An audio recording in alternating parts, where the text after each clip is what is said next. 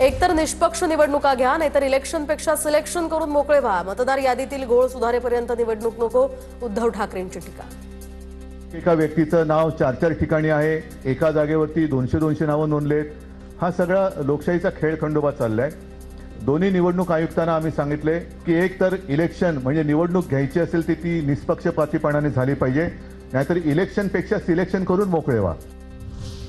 महाराष्ट्राची जनता महायुतीच्या पाठीशी. आम्ही निवडून आल्यानंतर विरोधक पुन्हा आयोगावर आरोप करणार. मुख्यमंत्री फडणवीसांचा महाविकास आघाडीला खोचक टोला. मला हे माहिती आहे की आम्ही निवडून आल्यानंतर पुन्हा हे आताचे फोटो दाखवून बघा आम्ही सांगितलं होतं, बघा आम्ही सांगितलं होतं, बघा आम्ही सांगितलं होतं, वोटर लिस्टमध्ये गडबडी गडबडी गडबडी हे करणार आहेत. रडण्याची सवय आहे, पण काही हरकत नाही. मतदार याद्यांमधील घोळासंदर्भात सुप्रीम कोर्टाला सांगून निवडणुका पुढे ढकला. कितीही दिवस लागू द्या, पण बॅलेट पेपरवरच निवडणुका घ्या, राज ठाकरेंचं मत. आम्ही फक्त त्यांच्यासमोर एवढंच सांगितलं की या मतदार याद्या जोपर्यंत सुधारणा होत नाही, तुमची सुधारणा होत नाही, तोपर्यंत निवडणुका तुम्ही घेऊ नका. तर मग याद्या सुधारण्यासाठी अजून 6 महिने गेले तर काय फरक पडतो?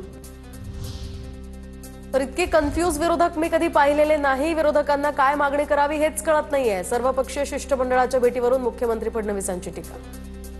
इतके कन्फ्युज्ड विरोधक मी माझ्या जीवनात बघितलेले नाहीत. इतके मोठे मोठे लोक, हे सगळे त्यांना कोणाकडे गेलं पाहिजे, कायदा काय आहे, या सगळ्या गोष्टी माहिती आहेत की नाही मला माहिती नाही. महायुतीच्या 232 जागा जिंकून सुद्धा महाराष्ट्रात सन्नाटा होता. मोठ्या विजयानंतर सुद्धा शांतता. हे कसलं द्योतक? मतदार याद्या न दाखवणं हाच पहिला घोळ, राज ठाकरेंची टीका.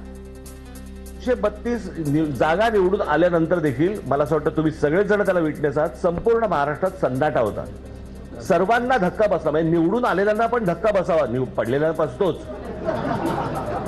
पण निवडून आलेल्यांना पण धक्का बसावा. ही कोणती निवडणूक आहे? विरोधकांना निवडणुका जिंकण्याची खात्री नाही. सन्नाटा त्यांच्याकडे आहे, आमच्याकडे नाही. तर निवडणुकीत पराभव झाल्यानंतर आयोगाला दोष देतात. उपमुख्यमंत्री एकनाथ शिंदेंची टीका. सन्नाटा कुठे आमच्याकडे आहे त्यांच्याकडे?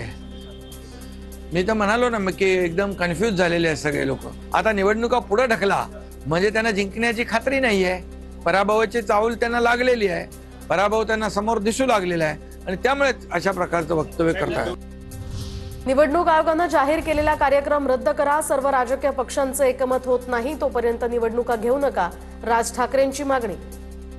मतदार याद्यांमध्ये घोळ आहेत आणि मतदार याद्यांमधले घोळ त्यांच्या समोर ठेवल्यानंतर मला असं वाटतं की ते आणि राजकीय पक्ष यांनी मिळून या याद्या सुधारल्या पाहिजेत आणि याद्या सुधारूनच निवडणुकाला सामोरं गेलं पाहिजे.